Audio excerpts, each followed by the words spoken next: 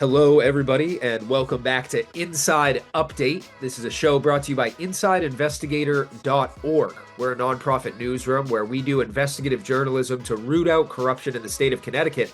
And today I'm joined by Mark E. Fitch to talk about a rat's long tail, among some other things. Great headline, super interesting situation. I'm not going to say anything more. Talk to me a little bit about Middlebury and what the heck happened. What is a budget rat? Maybe that's the best place to start for those who are not initiated or tracking this stuff every day. A budget rat is, and I don't know if other states do it like this, but in Connecticut, we are kind of known for them. At the end of the session, you have the budget, which is the numbers, and then you have the budget implementer, which is 1,000 pages of text or something like that. And in those 1,000 pages of text, lawmakers like to insert a few lines sometimes that changes the law substantially, usually to the benefit of like one particular politician that never went through the committee process or public hearing, and they're called rats. So when the budget comes out, reporters at every level go searching for the rats, and they can be hard to find because it's a lot of stuff, and there's only a few lines can make some big changes. But back in 2023, there was a budget rat. It basically said that in a town of like less than 8,000 people, you could not put a distribution facility of a particular size that encompasses so many number of wetlands. It was very, very specific.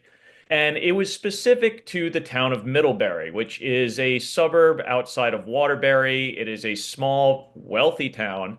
And what was happening in Middlebury was kind of nuts. There was a proposal to install a distribution facility, and you start thinking, I mean, this was big. I mean, its original footprint was bigger than the Waterbury Mall. So, like, you're talking like one of those Amazon, Walmart distribution facilities, just massive. And it was going to border about four HOAs, made up of, you know, fairly well-off people who did not want a giant distribution facility with trucks going in and out all night, on their doorstep. So what was really interesting is, when people reached out to me about this story, like, because the story up until now had always been the budget rat, the Republicans had slotted it in on behalf of Representative William Pizzuto, who represented Middlebury. And they had slotted that in, and it was at a time when Republicans were pushing back against the state trying to take over local zoning ordinances, and this essentially took over local zoning ordinances. So there was a lot of hypocrisy accusations and things like that. It was also kind of interesting because Middlebury for the past 30 years has been under Republican control. So you had a Republican state rep who actually lived in one of those HOAs, putting in language that overrode Republican government at the local level. But the people who reached out to me to do this story, they said, no one ever asked why we got to the point where we felt we had to make this like very, you know, public and kind of that. A lot of people took a lot of heat over that. And they're like, nobody ever asked why. I said, okay, so let's let's talk about why. So just there listening to this, getting all the documents together, getting all the public meetings together, and really what unfolded was a town that has been under single party rule for a long time. And the leaders of that town, they say they were against this project. All their actions scream the opposite. The town, the people of the town rose up, did not want this distribution facility, but it looked to the people in town, and I think if you read the story, you kind of get the same impression that town leadership wanted this proposal to go through. and they were greasing the wheels to make sure it got done. I definitely see the human element there of like frustration, right? 18 wheelers, like the truck traffic. Where I used to live, we had the largest FedEx hub on the East Coast. This was back when I lived in Pennsylvania, and they built that after I had bought the house there. And watching, it was right by Route 22, and it fundamentally changed the way that we lived. It was one of the reasons we left, is because it just blew up the neighborhood and our ability to even move in our community. Um, Regarding the rat itself, like obviously our job here, right? I'm wearing the sweatshirt and corruption. Uh, by nature, is a rat corruption, or are there ways that you would argue too, like, no, this is just the process. It is in fact the I, right, or is this just like, no, we're slipping things in that otherwise should I, probably be you scrutinized? know, obviously people have their opinions, but I think, you know, when rats are done, when they get found, it's usually embarrassing for the people who did them. I do not think it's the proper way to legislate, because it's not legislating. Right. It's just It's letting sneaking it things in in. like a little Like, rat. Yeah, yeah, you're and I mean, it happens all the time. And like, even if it's even language that has gone through the committee process but didn't actually get like voted on and approved, that gets in there too. You know, personally, I disagree with all of it. It's like if you want a bill to be passed, you go through the public hearing process. You well, goes to the otherwise, House, why have the goes to the process? Senate. Yeah, it goes through the process. Yeah. So no, I mean, I don't. You know, is it corruption? Well, I mean, it's not a. I don't. It depends on your definition, but certainly, it played into somebody's favor, and the town, the people in the town felt it was necessary. I mean, we're talking not only was that state rep from Middlebury, but the whole rat process was facilitated by two members on Middlebury's Economic Development Commission. And this kind of gets into some of the real interesting issues about this Middlebury fight over the distribution center, is because the first selectman implemented this ethics policy, which more or less said, if you're against this facility going up, you can't say anything. Like you Yeah. can't make any kind of, like, if you work for the government, if you're on a commission or a committee, say nothing, and you can't say you're against this. But that really kind of conflicted with people's rights to free speech and assembly, because he argued that it would be working on behalf of a private entity. Now, that private entity Okay, yeah, you was want to called talk the about that one? Middlebury Small Town Alliance, which was formed to combat this distribution facility. So if you're for the distribution facility, then that's okay. For some reason, that's all right, But if you're, and this is a distribution facility that would be owned by a multi-billion-dollar, corporate conglomerate, so that's okay. That's not speaking on behalf of a private entity. But if you're for this small town alliance, if you're siding with them in any way, you're going to catch yourself an ethics violation, or an ethics complaint, and go before an ethics commission, where there's a lot of like married people, there's a lot of like family involvement here, like the the zoning enforcement officer who's like ushering this whole project through, his wife is on the ethics commission. So if there's just a lot of like family interplay here. But this ethics, this ethics commission, and policy basically was used to, like, one of the Democrat selectmen stepped down because he felt like he couldn't actually speak his mind on behalf of his constituents. Selectman Marr, who was elected in a landslide because of her opposition to this project, has been brought before the commission twice. Has had two complaints filed against her.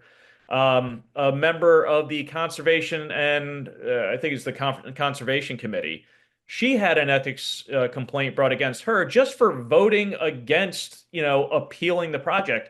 So there was some stuff going on here, and that's not even getting into the politics of it. I mean, you had a Republican and a Democrat running together against an independent candidate, which I thought was kind of hilarious. you know, I understand that, the local government's been under Republican rule for 30 years, but to see a Democrat and Republican sharing signage and saying, "Hey, keep out this other person, this independent candidate. We don't want her in there." Um, I mean, and that was Selectman Marr, who won by a huge margin. And she was the founder of the Small Town Alliance, and you know, they ultimately, thanks to that budget rat, have thus far succeeded in stopping that distribution facility. Um, the development company has appealed the court decision, but we'll see. But yeah, I mean, and as soon as she got elected, the other two selectmen, first selectman Edward St. John and selectman um, Paul Vance, I immediately almost started freezing her out.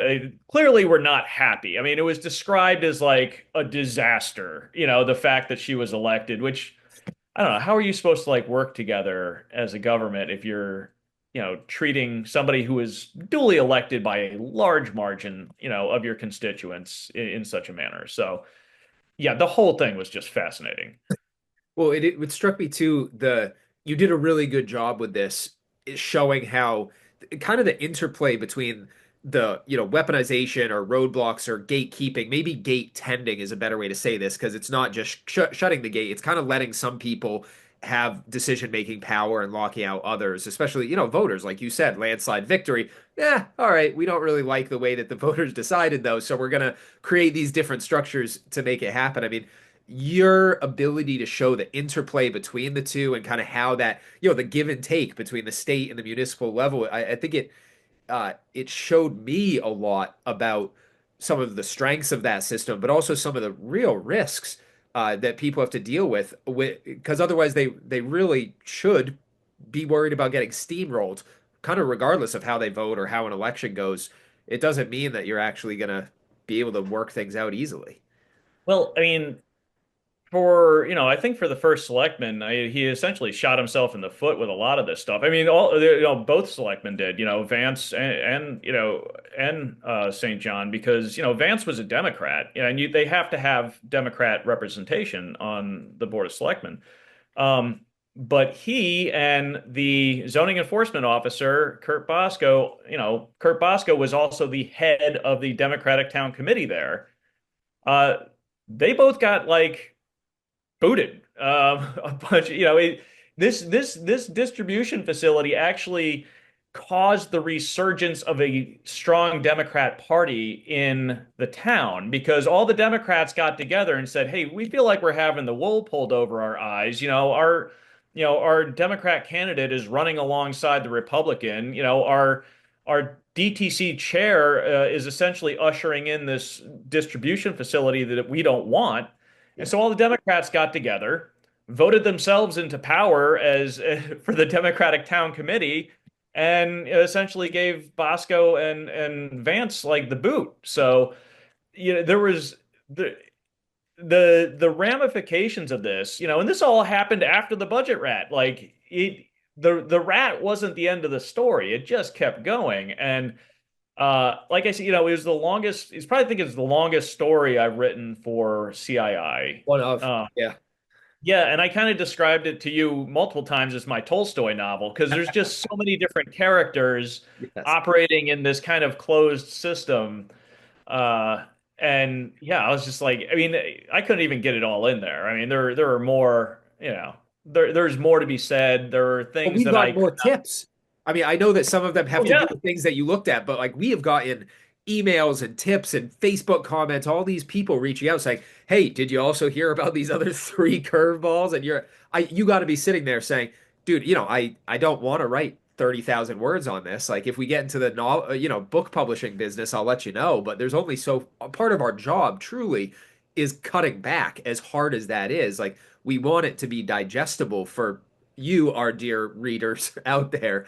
Like that's an essential part of the job, and it means making some tough calls, right? Oh yeah, I mean you have to stay focused. And there's things that came to me that I couldn't put in there because they weren't verifiable. But Yep. or things that came to me like on background or off the record that it's like, all right, well, that's interesting and maybe worth following up another time. But yeah, no, the Middlebury tips have been flowing, and I've got an FOI request with them right now. One of my little pet peeves is that the first selectman has now all FOI requests go through his office now, which I find strange and not quite appropriate, especially because I'm FOIing things to do with him. Yeah. Um, that's a change that was made recently. I mean, he controls all the employee matters in town, so hiring and firing, as far as I know, discipline, things like that. So, you've had the same guy running the town for 30 years, and anybody's going to manage to consolidate, what little local power there really is, but manage to consolidate that into a single office. Um, Probably not best practice. Well, to quote Mel Brooks, it's good to be the king. So that's uh, I want obviously I want everyone to go and read this. There are some wild quotes in here. There are people getting really fired up. It's worth your time. Mark said it was one of his longer ones. Get a cup of coffee, sit down, and dig into this because it is absolutely worth your time. And credit to Joe too. He made the thing look pretty. Oh, I Great love it. artwork. Yeah, it's I just really it's it's the tight. it's like the final scene of The Departed. That's why when I saw his artwork, I was like, man, that final scene in The Departed. It's like you got it. Yes. So definitely check that out. The full title headline here is A Rat's Long Tail: How a Distribution Facility Proposal Upended Middlebury. Um, we're talking about kings and thrones. Let's talk about someone who got toppled, maybe, and didn't is not really happy with the result. You want to talk about the CHRO complaint Oh, and sure. Yeah, yeah, yeah. Mary Fay?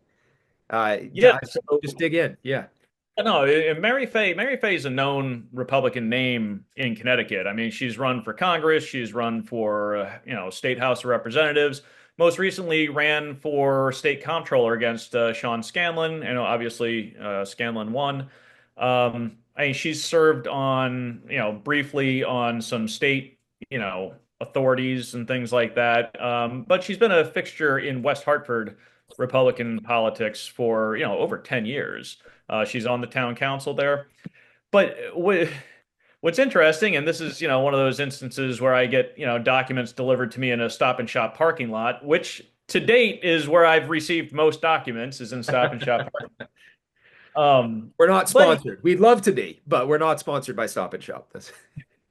um, so Mary Fay filed a discrimination complaint with the Commission on Human Rights and Opportunities against the West Hartford Republican Town Committee, claiming that they are discriminating against her because of her gender and her sexual orientation. Um, and she's claiming this on the basis that she doesn't, frankly, just doesn't really get along with her other two Republican council members on the West Hartford Town Council. Um, and claims, is basically like she is no longer the minority leader for the Republicans on the town council, and she was removed from the budget and finance committee for the town. Uh, and she is filing this complaint against the RTC, claiming they had something to do with it. And this is, you know, I spoke with the RTC. Miss Fay did not get back to me for comment. Hopefully, I'll be talking to her soon. But I spoke with them. I have their replies and everything like that to the CHRO, and they just they were kind of sad about the whole thing. They're like, "This sucks," like we've supported her and trying to get her reelected and things like that. And it's just they had to reference certain like a video that was posted to Twitter that Yeah. maybe showed Miss Fay in not the best light as she kind of ranted against the election of the other two Republican councilmen. I mean, that when that video went up, I know it got some attention, back 2023 or something like That's that. linked in the story too for all That of is you. that is linked in the story, and it's you know basically the argument is like, hey, do you expect them to really work with you when this is the way you treat them? But I think probably the bigger thing here is why CHRO even accepted this complaint in the first place. Yeah. Because, and their argument, and I think rightly so, is that we're the RTC. We can't actually reappoint her to any town committee. That's a political decision that was made on a bipartisan basis by the town council. And we can't establish her as minority leader. I mean, that's between the Republican council members. Like, there's literally nothing we can do. We're not a membership. Like, you don't pay a membership dues or anything like that. We don't have employees. We're all volunteers. Like, what is the remedy that we can actually offer? And as far as I can tell, there's none. Um, and it's also kind of mission creep, I think, for CHRO to be getting into politics. You know, Certainly it, what the RTC alleges. Yeah. I mean, yeah, they say like, listen, like, what are you trying to do here? They kind of reference it as like lawfare, or maybe it's a chance for them to try to make a Republican committee look bad. But I don't, looking at the situation, I mean, I don't think they really come off looking bad. I think it's CHRO maybe overstepping its bounds and taking a complaint that makes very little sense. I'll read the quote from the WIHA RTC. The WIHA RTC is shocked and disheartened that CHRO accepted the complainant's meritless and error-filled complaint and is attempting to insert themselves in the affairs of local town politics. So they are not pulling punches either. They're really trying to establish like I couldn't, and maybe you could help with this too, is just I think their position is you have to ask the question, like, why is this happening in the first place? Because it's contentious, but it's contentious without the CHRO being involved. There's a lot of human elements here of people, at each other's throats, really clearly unhappy with the way things have unfolded. But I mean, Welcome we've to documented. politics. I was gonna say, yeah, local politics is a blood sport, and also like it's not gonna get easier with this additional pressure, especially with the uncertainty involved. No, no, and this is a legal proceeding. Like it costs money, it costs time. There can be penalties. It's not a joke. It's not something to be taken lightly. And this complaint was filed in 2024. I mean, it's still ongoing. Yep. Yeah, they go I on mean, for a very long time. yeah, CHROs. I mean, the fact that CHRO accepted it is weird. And you know what? Frankly, I'm surprised that, the two parties between Miss Fay and the RTC can't get together and be like, hey, why don't we just drop this whole thing? It's not productive. Yeah. Um, but apparently they're sticking it out. So I don't know, but this is politics. And, if you start saying that like, oh, somebody got voted off something, so we're going to file a CHRO complaint, well, you're going to have that opens a whole can of worms as to I don't even know how you make such a determination. So Well, hopefully Miss Fay gets back to you, and that conversation does happen because I think that's a really interesting question and something that would be worthy of a follow up. Is have any conversations happen? What are you hoping for from this organization that may or may not have the ability to offer remedy or mandate remedy at all? Um, we are down to just the last few minutes here, and I thought it was worthwhile to mention we're reaching the end of the legislative session. Connecticut legislative session it will be coming to an end soon, and that means we're headed into the summer, which is a little bit of a change in the journalism landscape, right? I mean, when we're getting stuff from the State House, that's a pretty consistent flow of, hey, what bills are going on? What's there? How does that change your job when that comes to an end? And I'll leave it there. it's funny because I've been doing this for 8 or 9 years now, and I always think like, oh, end of session, I'll have a little like break, a little breathing room. But that's like thinking that Friday is going to be a slow news day.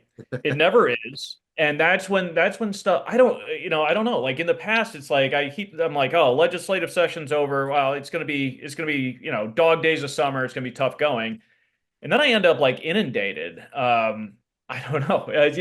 it's funny because then, you have this flurry of laws passed in the final days of legislative session. A lot of them don't get coverage because it's impossible. They're it's like it's So many. yeah, well, it's like an auctioneer house. They're just gaveling in, bill after bill. So, you know, understanding the ramifications of those bills or how it's going to flow down to the public. I mean, that starts coming out in the summer. Yep. But also, you start getting into municipal issues, and I think that's where, we can really be of service and of help is getting into the municipal level. And we need people to reach out to us. There's 169 municipalities in Connecticut. We've got 4 reporters. We're happy to like dive into some of these, but we need to, there's no way to keep track of what's going on in so many different places. Yeah, but like that's usually what I do as a reporter is like I try to find how has the changes at the state level flowed down to the people, what are their concerns, things like that. And you know what? Government works, just because the legislature's not in session doesn't mean the government's not doing things. And so there's plenty to watch as far as like, what these different agencies are doing. But then, yeah, I love getting into the municipalities because I think there's just a lot of room there for exploration. There's a lot of things that go uncovered. And I think there's a lot of people out there who might be, because it's a town and sometimes it's a small town, they might be worried about, anonymity or retribution and things like that. I want them to feel comfortable coming to us. I mean, we have no problem, protecting identities as long as it's understandably, necessary. Um, but yeah, I think that's where, like I said, I often think that summer is going to be slow and it ends up being a sprint. Well, may it be a sprint in the best way, like a jog through a beautiful wood. So that's really what we're looking for in this summer. Uh, I guess that's a call to action for everyone who's watching, listening, reading. If you have tips, please don't hesitate to let us know. Tips at insideinvestigator.org. If you're a whistleblower, meaning someone who has information that you're not supposed to get rid of, but would really help root out corruption, you can reach out to us, tips at insideinvestigator.org, or you could also go to insideinvestigator.org/whistleblower, which actually allows you to upload larger files, I think up to 2 GB of files at a time, just to make sure that we are receiving them, but also receiving them securely so that your identity can be protected and no one is tracking back and trying to make trouble when you are trying to do the right thing. Mark, huge thank you for spending some time with me today. Thank you to everyone who is watching, reading, listening, tuning into what we're doing. So thrilled to be doing this. Very blessed to be running this newsroom and doing some really cool stuff. So thankful for our team. Please consider becoming a donor to our nonprofit, insideinvestigator.org. There's a big old donate button in that top right-hand corner. As a nonprofit, that is how we survive and thrive, so your support means everything to us. And until we are back in 2 weeks, be well, stay safe, and stay informed.